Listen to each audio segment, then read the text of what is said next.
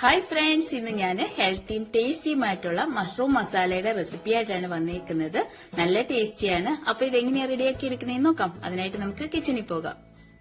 അപ്പൊ അതിനായിട്ട് ഞാനിവിടെ ബട്ടർ മഷ്റൂം എടുത്തിട്ടുണ്ട്. ഇതൊന്ന് കഴുകി വൃത്തിയാക്കി എടുക്കണം. ബട്ടർ മഷ്റൂം ഒരിക്കലും ഒത്തിരി നേരം വെള്ളത്തിൽ ഇട്ടേക്കരുത്. നമ്മൾ പെട്ടെന്ന് തന്നെ കഴുകി എടുത്ത് വൃത്തിയാക്കി പീസ് ചെയ്തെടുക്കാം. അതുപോലെ ഞാനിതൊന്ന് കട്ട് ചെയ്തെടുത്തിട്ട് വരാം. ഞാനിത് കഴുകി വൃത്തിയാക്കി കട്ട് ചെയ്തെടുത്തിട്ടുണ്ട്. ഇനി നമുക്ക് മസാല റെഡിയാക്കി എടുക്കാം.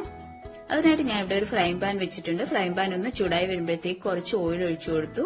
ഓയിൽ ഒന്ന് ചൂടായി വരുമ്പോഴത്തേക്ക് നമുക്ക് 1/4 ടീസ്പൂൺ വെളുത്തുള്ളി ചെറുതായിട്ട് അരിഞ്ഞതും കൂടെ ഇതിൽ ആഡ് ചെയ്ത് കൊടുക്കാം.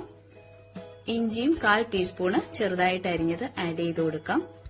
ഇനി ഇതിനകത്തോട്ട് ഒരു പച്ചമുളക്, ഒരു വലിയ പച്ചമുളകാണ് കേട്ടോ, അതുകൊണ്ടാണ് ഞാൻ 4ആയിട്ട് അരിഞ്ഞത്. പച്ചമുളകും കൂടെ ആഡ് ചെയ്ത് കൊടുത്തു.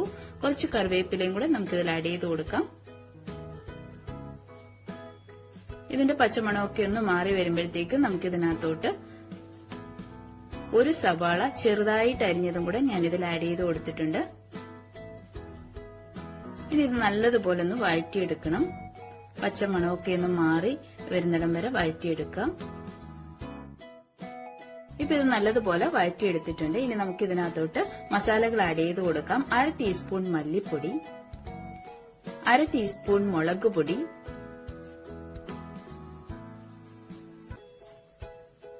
1/4 ടീസ്പൂൺ ഗരം മസാല, ഒരു നുള്ള് മഞ്ഞൾപ്പൊടി,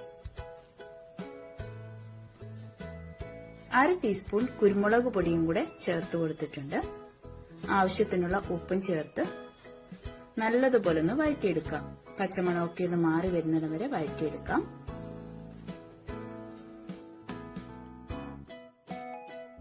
ഇപ്പൊ ഇതിന്റെ പച്ചമണമൊക്കെ മാറി വന്നിട്ടുണ്ട്. ഇനി നമുക്ക് ഇതിനകത്തോട്ട് ഒരു 1/2 തക്കാളി, ഞാൻ ഒരു മീഡിയം ടൈപ്പിലുള്ള 1/2 തക്കാളി എടുത്തിട്ടുള്ളൂ, അതും കൂടെ ചെറുതായിട്ട് അരിഞ്ഞത് ആഡ് ചെയ്ത് നല്ലതുപോലെ ഒന്ന് മിക്സ് ചെയ്തെടുക്കാം. ഈ തക്കാളി വെന്തുടഞ്ഞു വരുന്നിടം വരെ നമുക്കൊന്ന് വെയിറ്റ് ചെയ്യാം. തക്കാളി നല്ലതുപോലെ വെന്തുടഞ്ഞു വന്നിട്ടുണ്ട്. ഇനി നമുക്ക് ഇതിനകത്തോട്ട് മഷ്റൂം ഇട്ട് കൊടുക്കാം. ഇത് നല്ലതുപോലെ ഒന്ന് മിക്സ് ചെയ്ത് എല്ലായിടവും ആ മസാലയൊക്കെ ഒന്ന് പിടിക്കത്തക്ക രീതിയിൽ മിക്സ് ചെയ്ത് കൊടുക്കാം.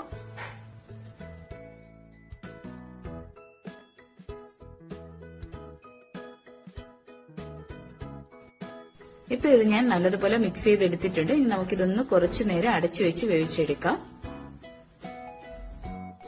ഇപ്പൊ കുറച്ചു നേരമായി നമ്മുടെ മഷ്റൂമൊക്കെ വെള്ളമൊക്കെ ഇറങ്ങി വന്നിട്ടുണ്ട്.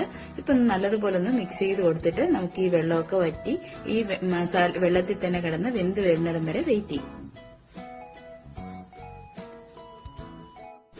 ഇപ്പൊ നമ്മളെ മഷ്റൂം നല്ലതുപോലെ അതിന്റെ വെള്ളമൊക്കെ വറ്റി നല്ല തിക്കായിട്ട് വന്നിട്ടുണ്ട്.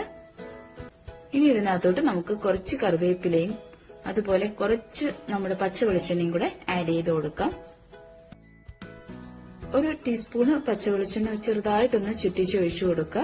അപ്പൊ നല്ല ടേസ്റ്റി ആയിട്ടുള്ള മഷ്റൂം മസാല ഇവിടെ റെഡിയായി കഴിഞ്ഞു. ഇനി നമുക്ക് സെർവിംഗ് ഡിഷിലോട്ട് മാറ്റാം. ചോറിന്റെ കൂടെയും അതുപോലെ ചപ്പാത്തിയുടെ കൂടെയൊക്കെ കഴിക്കാൻ പറ്റിയ നല്ല ടേസ്റ്റി ആയിട്ടും ഹെൽത്തി ആയിട്ടുമുള്ള ഒരു റെസിപ്പിയാണ്. എല്ലാവരും ട്രൈ ചെയ്ത് നോക്കുക. അപ്പൊ നിങ്ങൾക്ക് എന്റെ വീഡിയോ ഇഷ്ടപ്പെട്ടോ? ഇഷ്ടപ്പെട്ടാൽ എന്നെ സപ്പോർട്ട് ചെയ്യാൻ മറക്കരുത്. പുതിയൊരു വീഡിയോയുമായിട്ട് ഇനിയും കാണാം. അതുവരെ bye. Have a nice day.